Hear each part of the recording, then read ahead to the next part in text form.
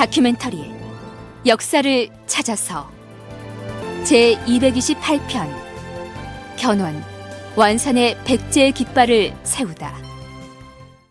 서기 892년 승평, 즉 지금의 순천을 출발하여 무진주로 진출한 견훤은 현재의 광주광역시를 본거지로 삼아 둥지를 틉니다. 삼국사기 열전편에는 견훤이 지나는 곳마다 사람들이 호응하여 무진주에 이르렀을 때는 5,000명의 무리가 모여들었다 라고 기술되어 있습니다. 당시 5,000 군사라면 그 규모가 만만치 않았을 뿐만 아니라 그 중에는 신라의 정규군 출신의 군사들이 상당수 포함되어 있었기 때문에 여타 지역의 호족들이 거느리고 있던 오합지졸의 사병 집단과는 질적으로 달랐습니다. 그러나 견훤은 이처럼 괄목할 정도로 세력을 키우긴 했으나 그는 대단히 치밀하게 거사를 추진해 나갑니다.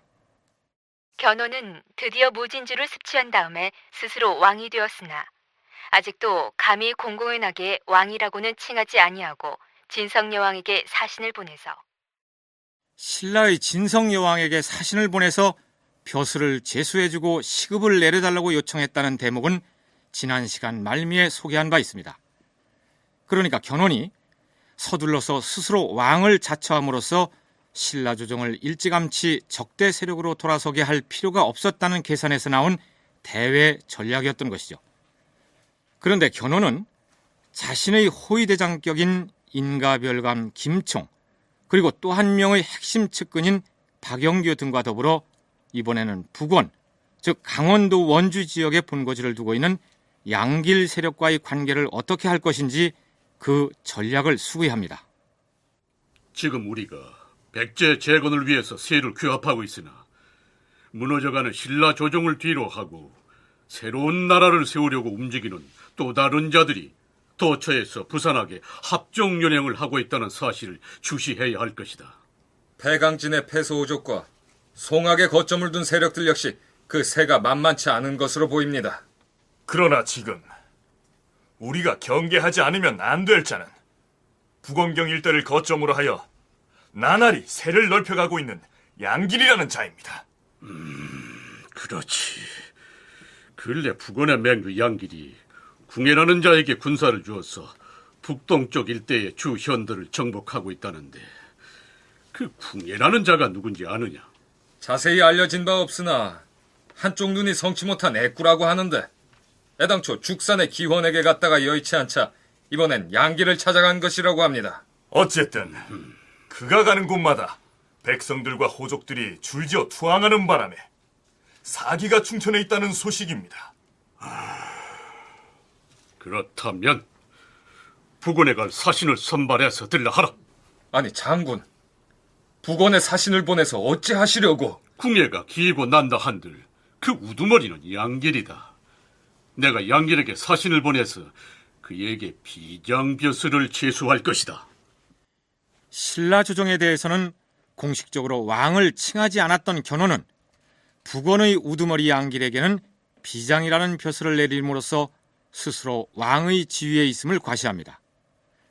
한국전통문학교 이도학 교수와 동국대 윤선태 교수의 얘기를 차례로 들어보시겠습니다. 이 비장하면은 이제 보통 사람들이 배비장을 연상하는 경우도 있어요. 배비장 전에 굉장히 낮은 등급으로 생각하는데 그게 아니고요. 이건 이제 중국의 이제 그 직책이 됩니다. 원래 비장이라고 하는 용어는요.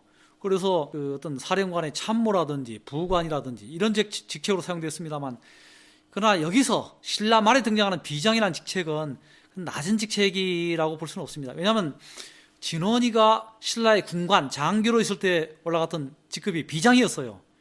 하나의 단위 부대의 부대장 정도로 이제 볼 수가 있을 것 같습니다.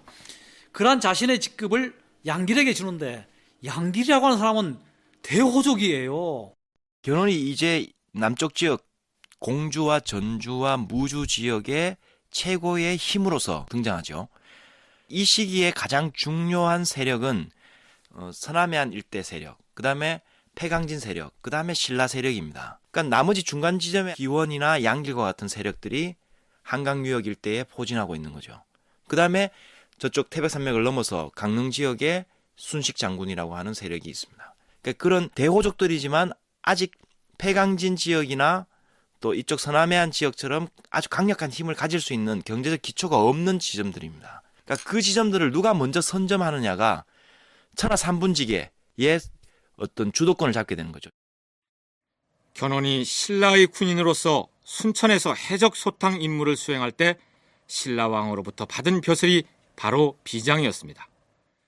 그런데 강원도 원주의 본거지를 두고서 30여 명이나 되는 성주를 거느린 양길에게 자신의 옛 직위인 비장이라는 벼슬을 내려주었으니 견훤 자신은 임금의 지위에 있다는 것을 과시한 셈이지요. 자, 그러면 이쯤에서 잠시 신라 조정으로 시선을 옮겨볼까요? 폐하, 신 최치원이옵니다. 오, 최공, 어서 오시오. 헌데 과인에게 무슨 용무가 있어서 온 것이오? 그게 아니라면 폐하, 지금 우리 신라는 천년 사직이 위태로울 정도로 나라의 운명이 백척간두에 처해 있어옵니다. 과인이 어찌 그것을 모르겠소? 나라 이곳저곳에서 초적이 들끓고 있어오며 어지러운 민심을 선동하여 원근 각처의 역도들이 공공연히 조정을 뒤로 한 채 배역의 깃발을 올리고 있는 형국이옵니다. 폐하, 누란의 위기에 처한 이 상황을 그저 지켜보고만 계시겠사옵니까? 지켜보고만 있어야 하는 과인의 답답한 심사를 누구에게 하소연할 수 있겠소? 어찌했으면 좋겠는지 내가 최공에게 묻고 싶은 말이오. 폐하, 신이 고심 끝에 당면한 국난을 극복하자면 반드시 시행에 옮겨야 할 10여 가지의 시무책을 작성하여 가지고 왔사옵니다. 부디 내치지 마시고 거두어 주시옵소서. 그래요. 어디 봅시다.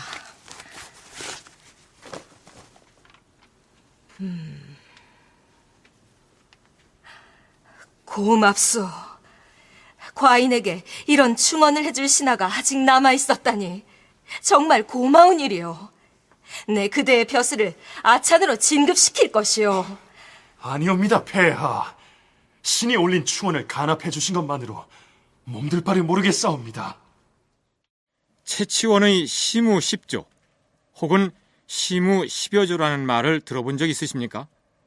삼국사기 신라본기에는 진성여왕 8년 2월에 최치원이 시무 10여조를 올리니 왕이 이를 간합하고 최치원을 아찬으로 삼았다. 이렇게 기술되어 있습니다. 그러나 유감스럽게도 최치원이 진성여왕에게 올렸다는 시무 10여조의 내용이 무엇인지는 알 수가 없습니다. 그러나 최치원 자신이 당나라에서도 그 명성이 자자할 만큼 높은 학문과 탁월한 식견을 갖췄음에도 진골 귀족이 아닌 이른바 육두품 출신이라는 한계 때문에 좌절을 겪었던 점을 감안하면 그가 건의한 시무 10여조 속에는 골품제로 상징되는 폐쇄적인 인재등용 제도에 대한 개혁을 단행하라는 요구가 들어 있었겠죠. 윤선태 교수의 얘기입니다. 육두품들이 아무리 능력이 있어도 신라의 장관이 될 수가 없습니다. 모든 기관의 장관들은 다 진골이 할 수 있습니다. 또 아무리 싸움을 잘해도 전략 전술을 잘 짜도 장군이 될 수가 없습니다. 또 아무리 능력이 출중해도 지방 장관이 될 수 없습니다. 지방에 구주가 있는데 구주의 장관들은 다 진골들이 했습니다. 그러니까 요즘 이런 사람들을 병경인, 마지널맨이라고 그럽니다.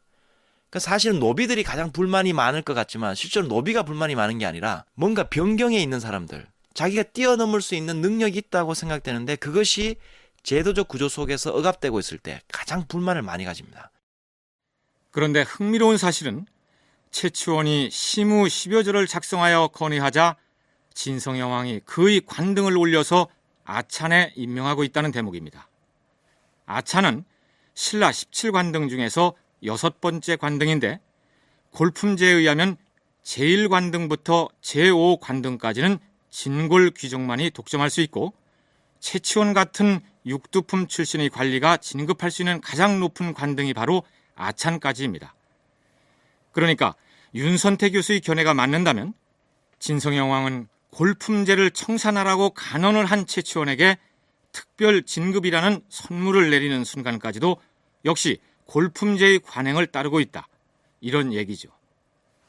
이도학 교수는 골품제 타파에 대한 내용 말고도 백성들로부터 조세를 거두어들이는 문제, 즉 수치에 관한 개혁안도 시무 10여 조에 들어있을 것이라고 진단합니다.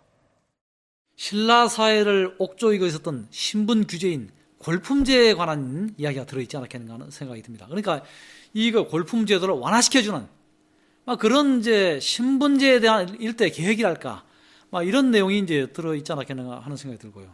또 하나 수치에 관한 문제. 일단 그 농민들이 허덕이고 있었어요. 그러한 수치 체계에 관한 그 완화랄까 이런 것이 들어있지 않았겠는가 이렇게 이제 생각이 듭니다.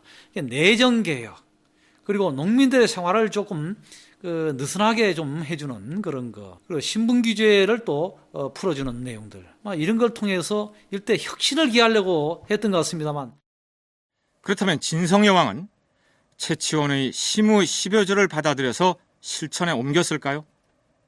삼국사계에는 진성여왕이 그것을 간합하였다, 즉 기쁘게 받아들였다고 적고 있으나 기득권을 가진 진골 귀족들이 조정 대신으로 버티고 있는 터에 채치원의 건의는 메아리 없는 애침이 되었을 가능성이 큽니다. 아니, 채치원의 시무 10여 조가 난국을 해결할 수 있는 제 아무리 탁월한 처방을 담고 있었다 할지라도 이 시기의 신라는 이미 서산너머로 기울기 시작한 석양이나 한가지였습니다. 그 뒤로 채치원은 어떻게 되었을까요? 삼국사기 열전편 채치원전의 마지막 대목에는 그의 거취에 관하여 이렇게 기술하고 있습니다. 최치원은 서쪽의 당나라로부터 고국에 돌아온 이래 항상 난세를 만나 처신하기가 어려웠고 곧잘 비난을 받기도 했기 때문에 스스로 불우함을 한탄하고 다시는 벼슬길에 오르지 않기로 하였다. 그는 산과 강과 바다를 돌아다니며 누대와 정자를 지어 소나무와 대나무를 심어놓고 책 속에 묻혀서 풍어를 읊었다. 경주의 남산과 강주의 빙산과 협주의 청양사와 지리산의 쌍계사와 하푸연의 별장이 모두 그가 놀았던 곳이다. 그는 최후에 가족을 데리고 가야산 해인사에 은거하면서 형인 승려 현준 그리고 정연 스님과 도우를 맺고 한가로이 은거 생활을 하다가 노년을 마쳤다. 채치원, 그는 시대를 잘못하고 난 불운한 천재였습니다. 그럼 이번에는 궁예의 활약상을 살펴보도록 하겠습니다. 멈춰라! 오늘은 이곳에서 수경을 할 것이다. 각 부대의 인솔자들은 병사들과 함께 무기를 점검하도록 하라.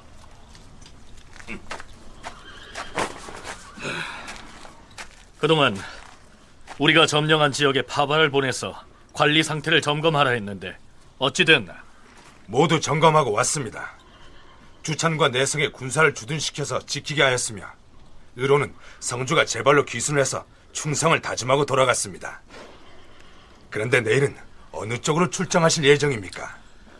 어디 지도를 펴보아라. 예, 장군.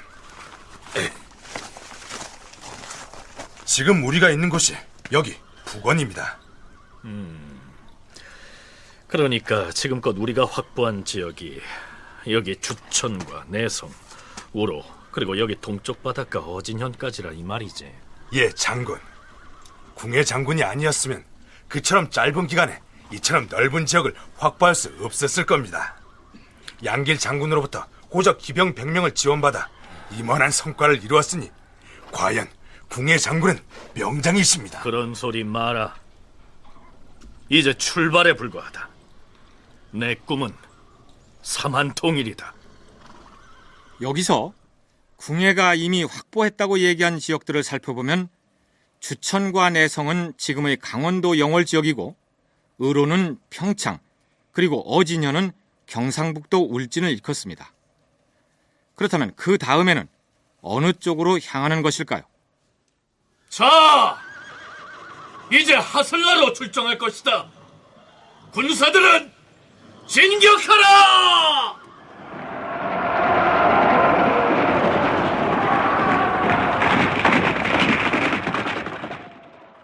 하슬라는 지금의 강릉 지역입니다.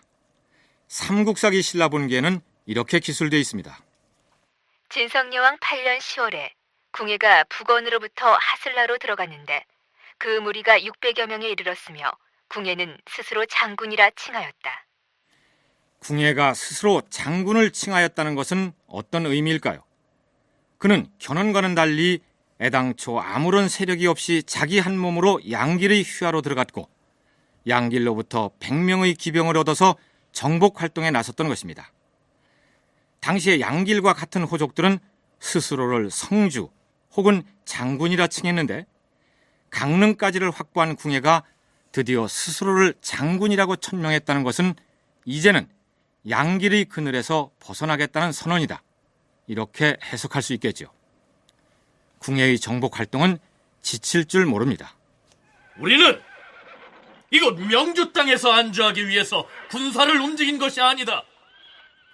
이 일대에서 아직 우리에게 항복해오지 않은 지역을 찾아서 그곳 거민들을 모조리 우리의 군사로 만들 것이다. 자, 저쪽으로 갈 것이니 나를 따르라!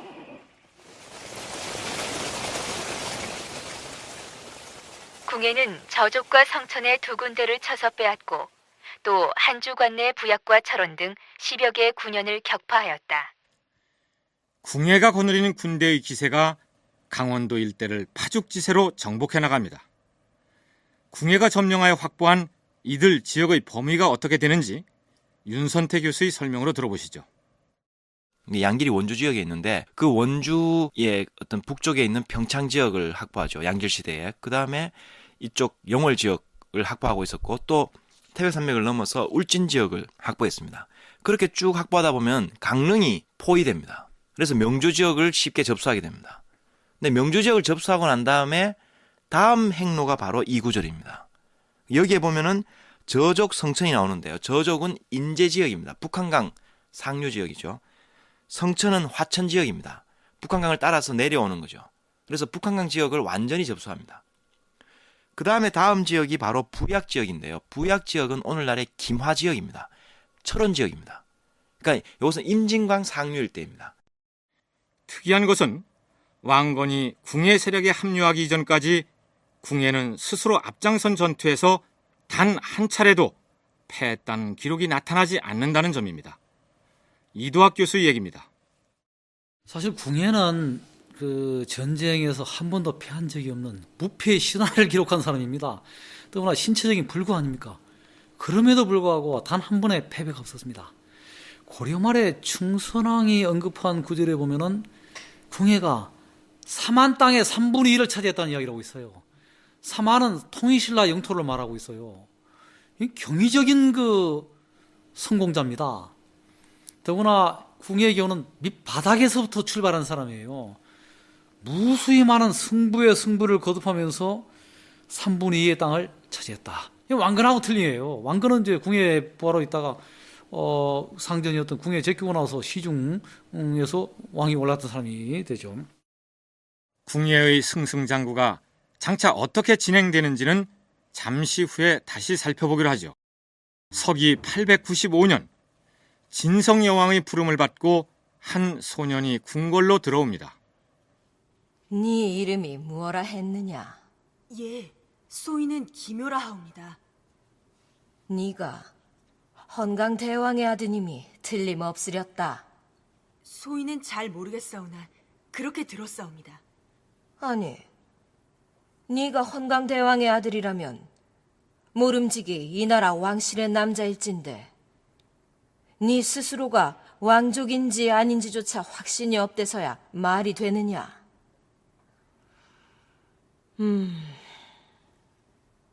체격과 용모는 걸출한데 과인이 골상을 관찰해야겠으니 가까이 오도록 하라. 예, 폐하. 어디 보자. 본래 과인의 형제 자매들의 골격은 남다른 바가 있느니라. 어디 저고리를 올려서 등을 내밀어 보라.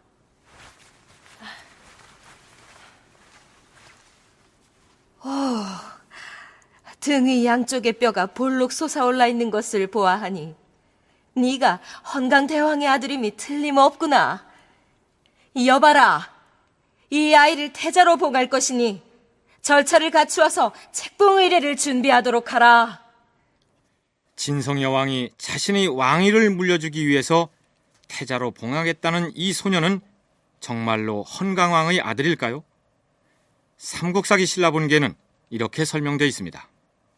처음에 헌강왕이 사냥 구경을 가다가 길 옆에서 한 여인을 보았는데 그녀의 자태가 아름다웠다. 왕이 마음속으로 그녀를 사랑하여 수레 뒤에 몰래 태우고서 행지소에 데리고 와서 야합하였는데 바로 임신이 되어 아들을 낳았다.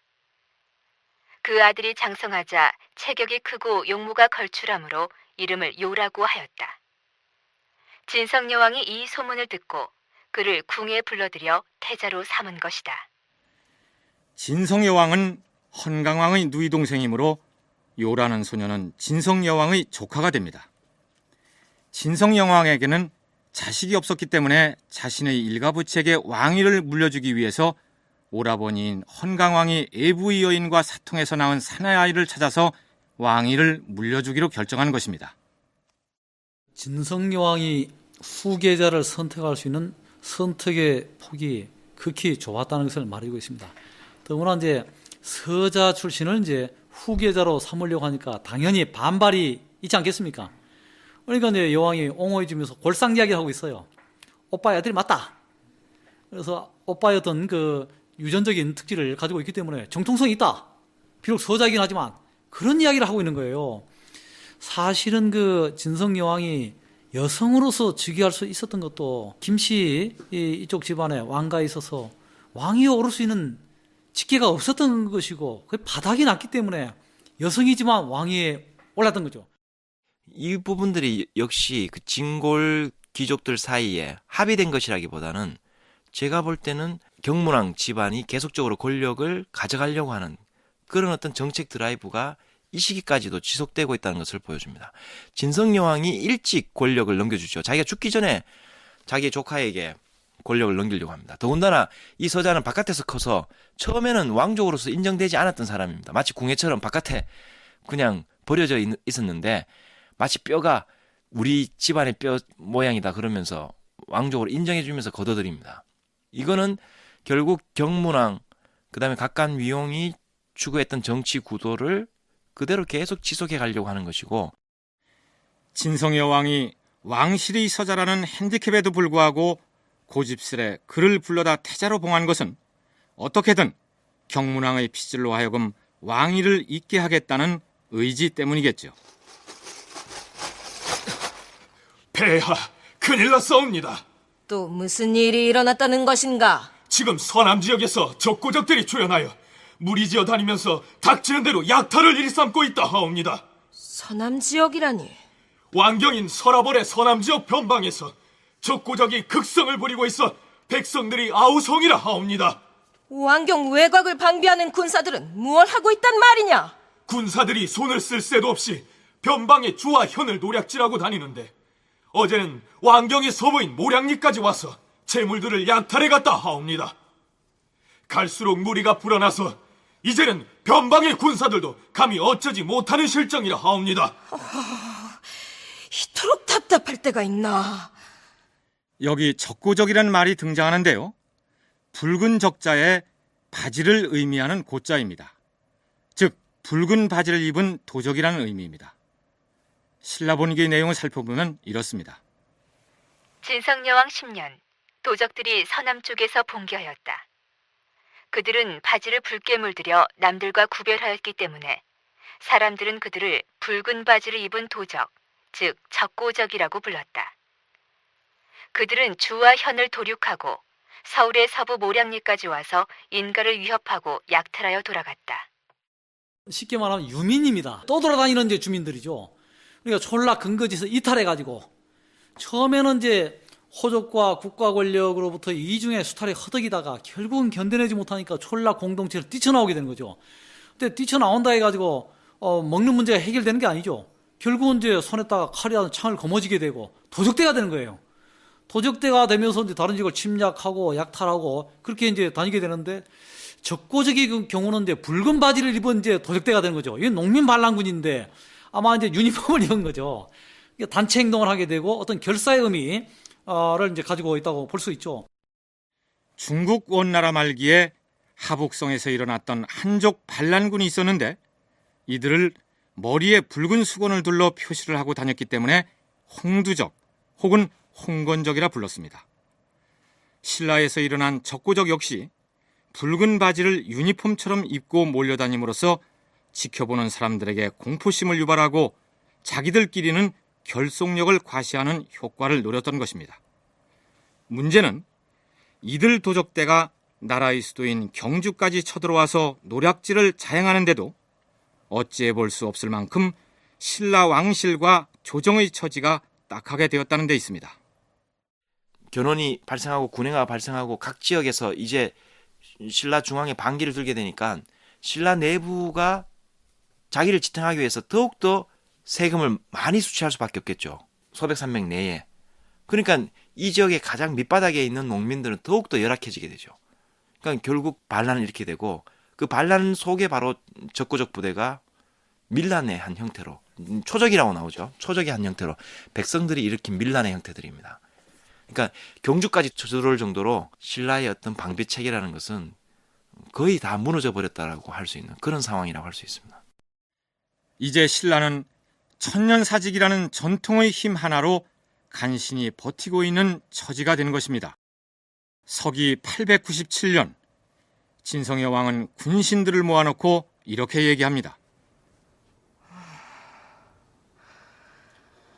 근년 이래로 우리 백성들의 생활이 곤궁해지고 도처에서 도적들이 붕괴하니 이는 필시 과인이 덕에 없기 때문일 것이다. 하여 과인은 숨어 지내던 어린 조카에게 왕위를 넘겨주기로 결정하였으니 그리 알고 새로운 왕을 중심으로 받들도록 하라. 이렇게 해서 진성여 왕은 살아생전에 왕위를 태자인 김묘에게 선양합니다. 이어서 당나라에 사신을 보내서 다음과 같은 표문을 올립니다. 저의 조카 김효는 세상을 떠난 헌강왕의 아들입니다. 그는 나이가 10살이 되었고 종실을 흥성케 할 자질이 있기에 인재를 밖에서 구하지 않고 안에서 선택하여 나란 일을 맡겨 국가의 재난을 안정시키게 하였습니다. 이렇게 해서 진성여 왕의 시대가 막을 내립니다. 진성여 왕이 재위하던 시기에 견훤과 궁예가 들고 일어난 점을 들어서 흔히들 진성여 왕에게 신라 패망의 책임을 전가하려는 경향이 있는데 진성여 왕은 그런 측면에서 역사의 희생양이었다는 시각이 지배적입니다. 경문왕의 동생이었던 각간유용이 경문왕의 아들들을 계속적으로 아들, 딸들을 계속적으로 왕위에 올리면서 경문왕 집안의 권력을 계속 유지해 가려고 했던 것. 그것이 결국 진골 귀족의 화합과 또는 어떤 앞으로의 어떤 신라의 어떤 변화의 발전 과정들을 막아버리는 그런 요소입니다. 그래서 삼국유사에 보면은 지리 다도파 도파라고 하는 참언이 다란이가 하나 더 적혀 있습니다. 그건 흥강왕 때의 기록인데요. 거기 보면은 지리라는 게 지혜로운 지자에다 다스릴 자입니다. 그래서 다도파 도파는 다 도망가 버린다 이런 뜻입니다. 그러니까 지혜롭게 다스릴 자들이 다 도망가 버렸다. 그러니까 진골들이나 육두품이나 권력이 독점되는 그 세계에서 다 빠져나가 버린 거죠. 그렇다면 진성여 왕은 왕위에서 내려오고 나서 어떻게 되었을까요? 삼국사기 신라본기에는 왕위를 그만두었던 서기 897년 섣달에 북궁에서 사망하였다라고 기록되어 있습니다. 글자 그대로는 북쪽에 있는 궁궐에서 죽었다는 의미가 되는데 그러나 여기 나오는 북궁이란 해인사를 일컫습니다. 조선조 성종 21년에 해인사의 비로전을 중창할 때 들보 끝에서 토지 매입 문서를 발견하고 유학자였던 매개 조위가 해인사 전권후라는 글을 남겼는데 거기 보면 해인사가 북궁이라고 불렸다는 대목이 나옵니다. 관련 부분을 쉽게 풀어 소개하면 이렇습니다. 해인사는 북궁 해인수라고 칭해지다가 진성여왕 4년 이후부터는 비로소 해성대왕 원당이라고 칭하였다. 각간 위홍이 진성여왕 2년 2월에 죽었기 때문에 진성여왕은 위홍을 해성대왕으로 추봉하였다. 따라서 여기 보이는 해성이라는 것은 각간 위홍임을 의심할 바 없다. 또한 여기 나오는 강화 부인은 반드시 위홍의 철을 일컫는다. 진성여왕은 효궁왕에게 왕위를 전하고 나서 12월에 북궁에서 죽었다 했는데 생각컨대 해인사가 위홍의 원당이라 진성여왕이 왕위를 버리고 권력을 놓은 후 오로지 위홍을 사모하는 생각으로 부르지중에 몸을 맡겨 마침내 여기에서 죽으니 그 동열지지하고자 함이 또한 분명하다. 진성여왕이 왕위를 버리고 해인사에 몸을 의탁하다 죽었는데 이것은 각간 위홍과 동혈지지하고자 함이 분명하다. 즉 위홍과 한 구덩이에 묻히고자 했던 것이 분명하다. 이런 얘기입니다. 그러니까 진성여왕은 사방에서 반란이 일어나서 신라가 붕괴돼가는 상황을 감당할 수 없어서 한시바삐 왕위를 그만두고 각간 위홍이 잠들어 있는 해인사로 가서 그와 함께 잠들고 싶어 했다. 이런 의미가 됩니다. 이도학 교수의 얘기 들어보시죠. 통치력의 어떤 한계를 절감하게 되니까 지쳐가지고 빨리 그냥 누구에게 주고 물러나겠다. 이런 마음이었던 것이고요. 또 하나는 이제 사랑하는 그의 위홍에 대한 마음. 이게 위홍의 명복을 빌기 위해서 돈을 투자를 많이 했었습니다. 해인사에도 많은 재물을 바친 적도 있고요. 이것이 15세기에 그 매개 조이 선생이 그 문서를 발견한 것을 봤었어요. 여왕의 마음은 정부에 대한 사랑하는 마음, 세상을 떴지만 그이가 극락에서 복을 누리기를 바라는 마음. 그래서 이제 불가에 대한 투자를 굉장히 많이 했던 것이고요. 빨리 그 사람을 만나고 싶은 이런 이제 그 내세에 대한 마음, 이런 것에 다 쏠려 있었다. 이렇게 이제 봐야만 될 것 같고요. 그럼 다시 궁예 진영으로 가보도록 하겠습니다. 삼국사기 열전편 궁예전에는 왕건의 등장을 다음과 같이 간단하게 기술하고 있습니다. 우리 태조가 송악군으로부터 선종에 가서 의탁하니 궁예는 단번에 철원군 태수를 제수하였다. 여기서 우리 태조란 삼국사기를 쓴 김부식이 충성을 바치던 고려의 태조, 즉 왕건을 일컫습니다. 송악에 살던 왕건이 궁예를 찾아가서 귀부하자 궁예는 왕건을 당시에 도부로 삼고 있던 철원군의 태수로 임명하였다는 내용입니다. 그런데 고려사나 고려사 전료 등의 사료로 미뤄볼 때 송악의 호족 세력으로서 궁예와 협상을 벌인 인물은 왕건이 아니라 왕건의 아버지인 용건이었습니다. 자랑스러운 나의 군사들은 들으라. 저족과 성찬은 이제 우리의 땅이 되었다. 우리는 내친김의 부약으로 나아가 그곳에 우리의 깃발을 꽂을 것이다. 가자!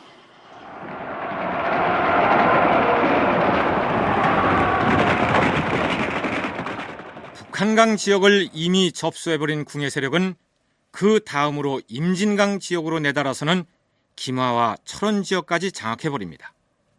이렇게 되자 일촉즉발의 긴장에 쌓인 세력들이 있었습니다.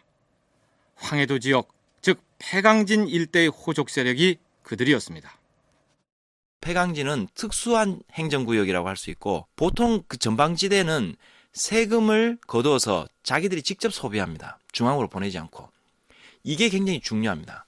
즉 세금을 중앙으로 보내지 않기 때문에 그 세금을 집적할 수 있는 또 그것이 중앙과 문제가 생겼을 때 그 세금이 곧바로 뭐가 되냐 하면 지방호족의 성장의 밑거름이 될 수 있습니다.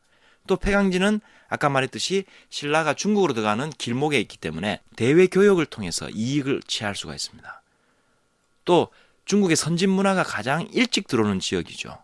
그래서 왕건의 아버지나 왕건이 송악 지역인데 굉장히 세련된 문화적 자세 이런 어떤 그런 기풍들을 보여줍니다.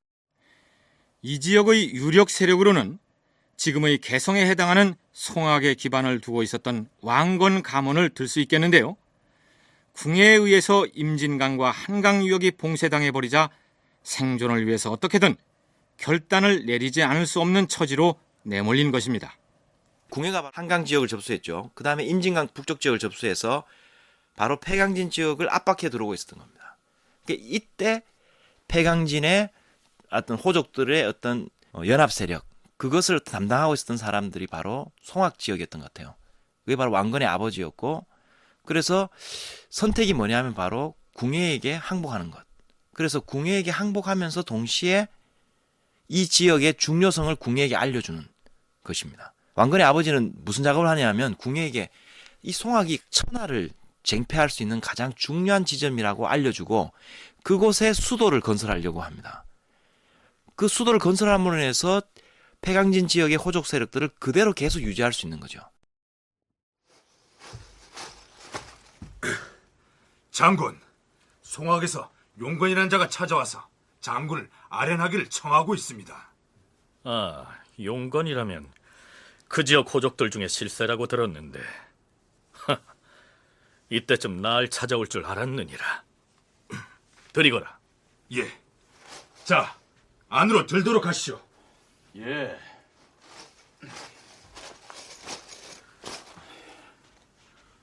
소인은 송악군의 사찬 용건이라고 합니다. 아, 이름은 익히 들어 알고 있었소. 헌데 무슨 일로? 소인은 송악군을 궁예장군께 바치고 아울러 제 아들 왕건과 함께 장군의 휘하에 귀부하려고 하는데 받아주시겠습니까? 피 한 방울 흘리지 않고 송악을 얻게 되었는데 내 마다할 리가 있겠소. 헌데 그 대신에 청이 하나 있습니다. 어디 말해보시오. 제 아들 왕건을 이곳 금성의 태수로 임명해 주시고 좋소. 아들이 영민하고 용감해 보이니 그렇게 하겠소. 헌데 청이 더 있어. 그렇습니다.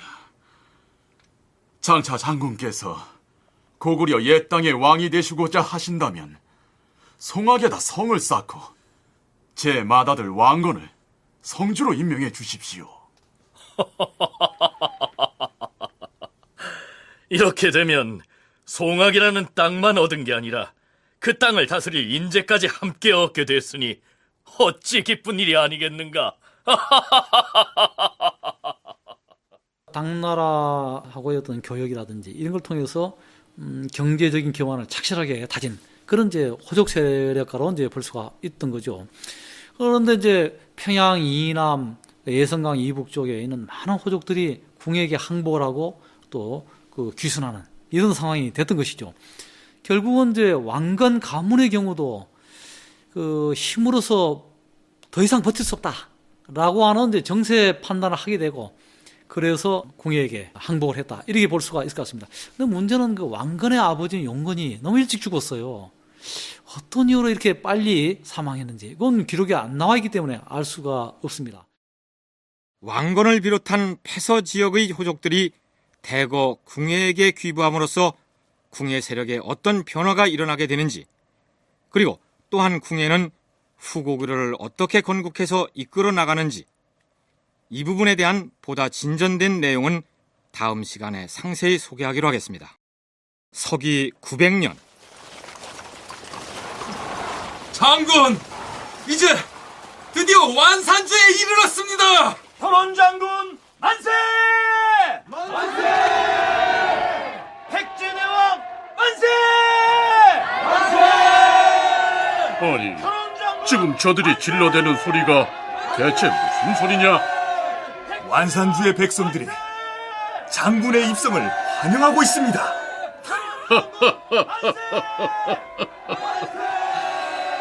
백제 재건의 열망이 저렇듯 높으니 이제 이곳 완산을 도읍으로 삼아서 반드시 무너진 백제를 다시 세울 것입니다.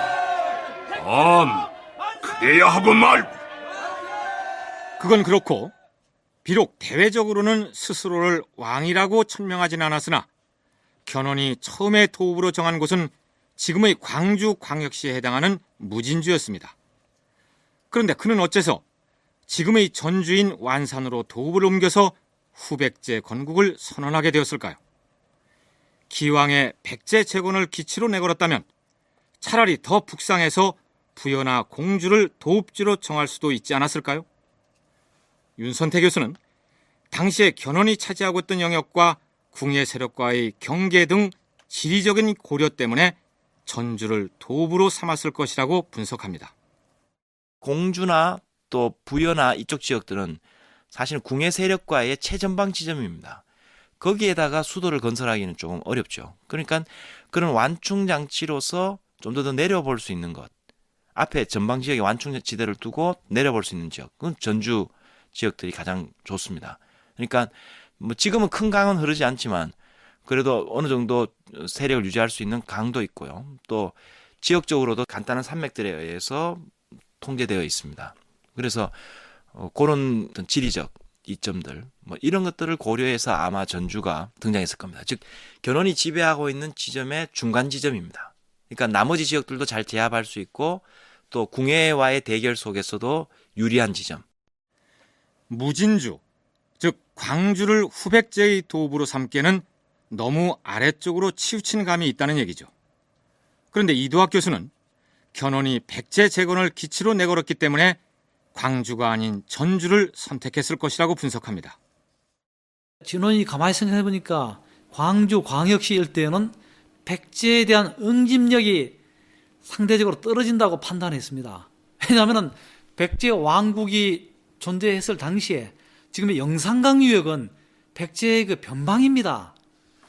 백제라고 하는 카드를 가지고서는 소위 말해서 약발이라고 하는 것이 크지가 않더라라고 하는 것을 이제 진원이 판단했던 것이고요.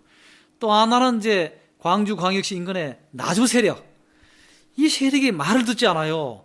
사실은 그 트로이 목마처럼 나주 세력이 후백제 배후에 버티고 있어가지고 진원을 굉장히 괴롭혔던 겁니다. 왕건 세력하고 이제 결탁을 해가지고요.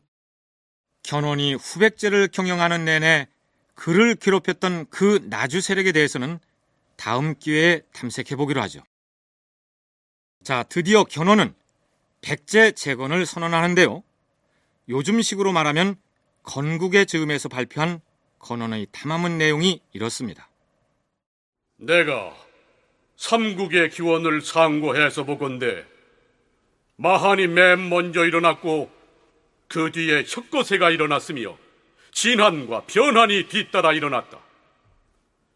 백제가 금마산에서 개국해 600여 년이 지났을 때 당나라 고종이 신라의 요청에 의해서 장군 소종방을 보내 수군 13만을 거느리고 바다를 건너왔고 신라의 김유신도 땅을 휩쓸고 와서 황산을 지나 사비에 이르러 당나라 군사와 협력해 백제를 경멸했으니 내가 이곳 완산의 도읍을 정한 마당에 어찌 백제 의자왕의 오랜 분노를 갚지 않겠는가? 이제부터 나는 백제의 왕임을 선포하노라. 견훤은 곧 스스로를 후백제 왕이라 칭하였으며 관제를 설정하고 직책을 분담시켰으니 이때가 당나라 광화 3년이요 신라 효궁왕 4년이었다. 흥미로운 것은 마한이 맨 먼저 일어나고 그 다음으로 혁거세가 일어났다고 함으로써 백제의 건국이 신라보다 먼저였다고 언급한 대목입니다. 백제의 어떤 이미지를 이용해서 자기의 어떤 권력 기반들을 확보해가는 그런 차원인데요.